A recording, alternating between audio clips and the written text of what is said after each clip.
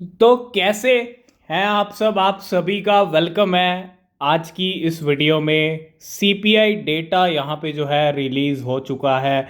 7 बजे का टाइम था और सभी वेट कर रहे थे, सभी की आंखें जो हैं टकटकाए हुई थी कहाँ पे, सीपीआई डेटा के ऊपर, कि कितना डेटा आएगा। और इस बार जो डेटा आया है वो रिलीफ वाला डेटा आया, और आप देख भी रहे हो मार्केट के अंदर हलचल, क्योंकि बिटकॉइन जो 16,300 400 पे चल रहा था, $1,000 का एक बड़ा जंप जो है बिटकॉइन ने अभी लगा दिया है। अगर आप देखोगे यहाँ पे बिटकॉइन की जो प्राइस है वो 16,319 के ऊपर चल रही थी, है ना। और जैसे ये सीपीआई डेटा आया है, बिटकॉइन ने लेवल टच कर लिया 17,600 का। और पिछले 2 महीने से वेट कर रहे थे कि ये जो सीपीआई इन्फ्लेशन डेटा है ये नंबर कम आए, और फाइनली 2 महीने के बाद जो थर्ड मंथ का जो ये आया है डेटा, ये अगर आप देखो 7.7% आया है। 7.9% से एक्सपेक्टेड था कि कम आए, है ना। और पिछले कुछ टाइम से, अब देखो पिछली बार 8.2% आया, उससे पहले 8.3% आया। तो चीज़ें ना कम नहीं हो रही थी, और इस बार जो है ये कम होके आया, और ये बहुत अच्छा सिग्नल है मार्केट के लिए, है ना। और इसकी वजह से जो है इंटरेस्ट रेट को जो लगातार हाइक किया जा रहा था, तो फाइनली इंटरेस्ट रेट को जो हाइक कर रहे थे उसकी वो जो मेहनत है वो ये रंग ले आई है, और इन्फ्लेशन कम ज़रूर आया है। डिपेंड करता है अब आगे के जो मंथ्स रहेंगे, कमिंग मंथ्स के अंदर उसमें कितना आएगा सीपीआई डेटा। अगर कम आता है तो अच्छी बात है, लेकिन अभी जो कम आया उसका इम्पैक्ट आप मार्केट पे देख रहे हो। बिटकॉइन आ चुका है 17,200 पे, अभी चल रहा है। 17,600 का हाई लगाया है। 7.7% आने से मार्केट में ज़्यादा कुछ तो बड़ा देखने को नहीं मिला है, लेकिन जो अभी भी एफ का इशू चल रहा है वो मार्केट को अभी फिर से डाउन कर सकता है, ठीक है। अभी ये मत सोचिएगा कि जब सीपीआई डेटा आ चुका है एक बड़ा जंप, ठीक है, ये टेम्परेरी जंप हो सकता है, मार्केट फिर से डाउन हो सकती है। ये जो एफ वाली जो कहानी शुरू हुई है मार्केट के अंदर, ये सबसे ज़्यादा इम्पेक्ट कर रही है। जो क्रिप्टो इंडस्ट्री के अंदर जो इशू चल रहा है ये वाला, ये मार्केट को अभी भी इम्पेक्ट कर सकता है जब तक इसका सॉल्यूशन नहीं होता पूरी तरह, है ना। इसका चैप्टर क्लोज नहीं होता, तभी मार्केट में अच्छा सिग्नल मिलेगा। और मुझे ऐसा लगता है बिटकॉइन फिर से $16,000 पे आ सकता है ना। और $290 पे अगर आप देखो BNB चल रहा है 17,300 200 पे भी बिटकॉइन आ चुका है अभी। और इथीरियम 1281 पे आ चुका है, और इथीरियम में भी 4% का जंप आ चुका है। मैटिक 10% पहुंच गया था यहाँ पे, और मैटिक के भी अभी प्राइस आप देखोगे तो 7%। मैटिक की पावर दिखी है बिल्कुल। डॉज कॉइन भी ग्रीन में आने की कोशिश, ₹7 पे आ चुका है। एलिवेंसी फिर से 12%। सोलाना भी $16 पे आ चुकी है। बहुत सारे एक्सपेक्टेशन लग रहे थे कि यहाँ पे अनस्टेक होने वाले, लेकिन अनस्टेकिंग का अभी तक कुछ रिजल्ट सोलाना पे दिख नहीं रहा है ना, कि डाउन जाएगी, बहुत सारे लोग कह रहे थे। लेकिन अभी तक सोल ज़्यादा डाउन गई नहीं है। FTT 37% डाउन चल रहा है, $2.8 पे इसके लेवल है। शिबा इनू फिर से आ चुका है 10 की सीरीज़ पे, और कहीं ना कहीं 5-0 शिबा इनू को पसंद नहीं है, ज़्यादा टाइम 5-0 पे टिकता ही नहीं है शिबा इनू, है ना। 3% फिर से ग्रीन में आ चुका है, और मार्केट के लिए अच्छा सिग्नल ज़रूर लेके आया, लेकिन फिर से मार्केट डाउन हो सकती है। जो इशू चल रहा है क्रिप्टो मार्केट का, वो इसको मार्केट को फिर से इम्पेक्ट कर सकता है।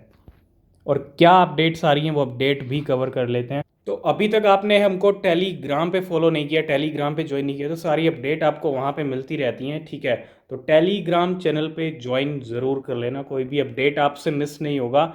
और 7.7% CPI डेटा आया है, जो कि एक रिलीफ वाला नंबर है। फाइनली 2 मंथ्स के बाद जो है थोड़ा सा CPI डेटा ने तो रिलीफ दिया, लेकिन यहाँ पे FTX के दिवालियापन ने मार्केट की बैंड बजा दी। अगर FTX दिवालिया नहीं होती, FTX का इशू खड़ा नहीं होता, तो मार्केट आज अच्छी कंडीशन में होता, बिटकॉइन और भी ऊपर का जंप लगा देता, है ना। लेकिन मार्केट क्रैश हो गया पहले ही FTX की वजह से। तो अभी हम बात कर रहे थे कि FTX का जो क्राइसिस मार्केट ने देखा है उसका इम्पैक्ट मार्केट पे पड़ चुका है, और आगे भी पड़ सकता है। अभी अभी FTX का क्राइसिस यहाँ पे सॉल्व भी नहीं हुआ था, ख़त्म भी नहीं हुआ था। यहाँ पे जस्टिन सन का जो स्टेबल कॉइन है, एल्गोरिदम स्टेबल कॉइन USDD, वो भी डीपैग हो चुका है, और ये भी अच्छा सिग्नल नहीं है। अगर आप देखो algorithmic stable coin USDT has started to depeg suddenly and is now trading on 0.97, जिसको $1 पे होना चाहिए था वो अब 0.97 पे आ चुके हैं। मॉर्निंग में भी हमने ये अपडेट आपके साथ कवर किया है USDT का। बहुत कॉन्फिडेंट थे जस्टिन सन, जो ट्रॉन के फाउंडर हैं, जब इसको रिलीज़ किया था तो बहुत कॉन्फिडेंट थे कि ये डीपेग नहीं होगा। USDC के साथ इसका कंपैरिजन कर रहे थे, बहुत सारी चीज़ें, कोलेट्रल रेशो की अगर हम बात कर लें तो अभी ये भी जो है अपने डीपेग से उतर चुका है। अगर ये और नीचे गया तो ये भी मार्केट को इम्पेक्ट कर सकता है और इसका वापस आना बहुत ज़रूरी है $1 के लेवल पे, ठीक है। तो FTX के बाद ये भी एक बैड सिग्नल मिल रहा है USDT से। नेक्स्ट अपडेट है bitcoin ATM on the rise in Canada. Canada के अंदर बिटकॉइन के जो ATMs हैं वो बढ़ रहे हैं और ये अपडेट हमने पहले भी कवर किया था। ATMs वर्ल्ड वाइड बहुत जगह पे बढ़ रहे हैं और ये ATMs का बढ़ना, ये क्रिप्टो ATMs का बढ़ना, इसको बोलते हैं एडॉप्शन। और recent statics have revealed that the number of bitcoin ATM location in the North American country has surge by 28% in the last year. तो भैया ATMs का भी नंबर जो है बढ़ रहा है, राइज हो रहा है क्रिप्टो ATMs का। नेक्स्ट अपडेट आ रही है बाइनेंस की तरफ से। बाइनेंस ने जो है यहाँ पे अपने जो हॉट एंड कोल्ड वॉलेट हैं, जो एड्रेसेस हैं, उनका यहाँ पे जो है डेटा शेयर किया है। In the meantime here is a snapshot of our hot and cold wallet addresses. मतलब बाइनेंस के पास कितनी होल्डिंग्स हैं, बाइनेंस के पास क्या है। कुछ टॉप के अगर आप कॉइन्स देखोगे तो 4,75,000 बिटकॉइन बाइनेंस के पास हैं और अगर आप देखो बहुत बड़ा नंबर है बाइनेंस की होल्डिंग्स। अगर आप यहाँ देखोगे इथीरियम 4.8 मिलियन इथीरियम, बहुत बड़ा नंबर इथीरियम का है। 17.6 बिलियन USDT और 21.7 बिलियन BUSD जो खुद का स्टेबल कॉइन है बाइनेंस का। 601 मिलियन USDC है जो थर्ड स्टेबल कॉइन है और BNB है इनके पास 58 मिलियन जो इनका खुद का ही नेटिव कॉइन है। तो कितनी भारी भरकम जो है यहाँ पे होल्डिंग्स हैं बाइनेंस की, आप देख सकते हो। बहुत ही भारी भरकम 4 लाख 5 लाख के करीब तो बिटकॉइन है बाइनेंस के पास। 4.8 मिलियन इथीरियम, बहुत बड़ा है और बहुत ह्यूज नंबर है इथीरियम का, है ना। 5 मिलियन के करीब इथीरियम है और ये इन्होंने यहाँ पे स्नैपशॉट शेयर किया है hot and cold wallet addresses का। एक तरह से कह सकते हो कि बाइनेंस के पास क्रिप्टो का खजाना पड़ा है अभी, होल्डिंग्स की जहाँ तक बात आती है। तो अगर हम यहाँ पे आ जाएं, USDT तो डीपेग कर रहा है, लेकिन अगर आप USDT को देखोगे जो सबसे बड़ा स्टेबल कॉइन है, यहाँ पे इसकी हालत भी ठीक नहीं लग रही है। 0.99 है ना। अगर आप देखोगे एक डिप यहाँ पे नीचे का लगता हुआ दिख रहा है।